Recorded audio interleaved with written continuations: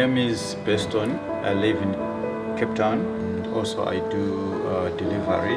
Interbet helped me to realize my dreams.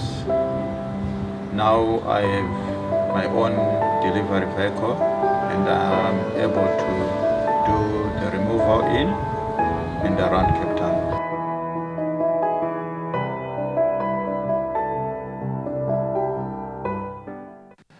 Wednesday, the 6th of October, the first of 8 races goes off at 12:25. It's a maiden plate over 2,000 meters. It's the first leg of the bipot, and Warren, only 8 runners go to post.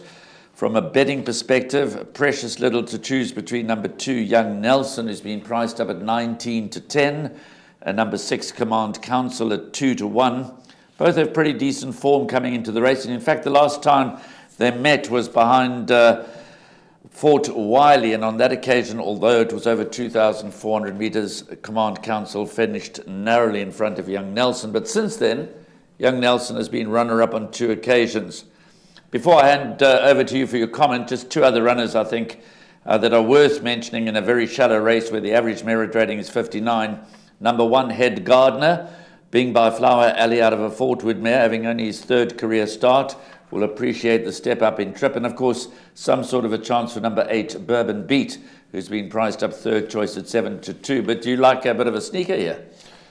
Just number 3, all said and done, Graham, not for a win by any stretch of the imagination, just for a quartet inclusion for 3 simple reasons. Recently changed stables, nothing wrong with his previous trainer, just a change of environment, change of routine, could always do good.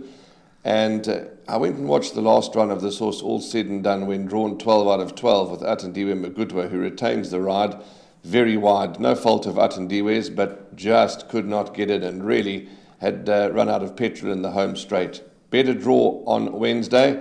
I think for the back end of quartets, number 3, all said and done, is the horse to include for the back end of quartets. But purely that, I'd be quite surprised if he wins, to be quite frank with you, but I wouldn't be surprised if he runs 3rd or 4th.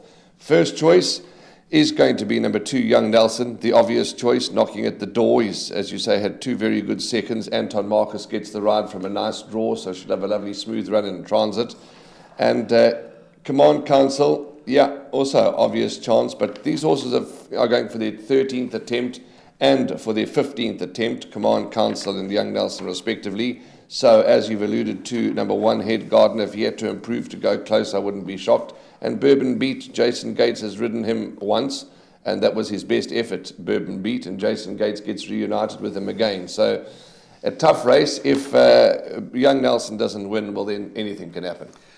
Yeah, I'm going to play it very safe in the first leg of the bipot. I'm going to include all 4 runners. Number 1, Head Gardner. Number 2, Young Nelson. Number 6, Command Council. And number 8, Bourbon Beat.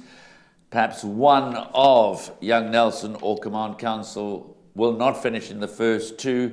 But it does look as if the win outcome rests between Young Nelson and Command Council. But I wouldn't be surprised in as shallow a maiden plate as this over 2,000 meters to see Bourbon Beat show further improvement and for Head Gardner suddenly to come to hand. So that's race 1. It's a shallow maiden plate over 2,000 meters and it's off at 12:25. My name's Danny Diliberto, founder of Ladles of Love. It was founded back in 2014. Communities we work with are all over the peninsula, and we're working with 138 beneficiaries now. We've grown exponentially.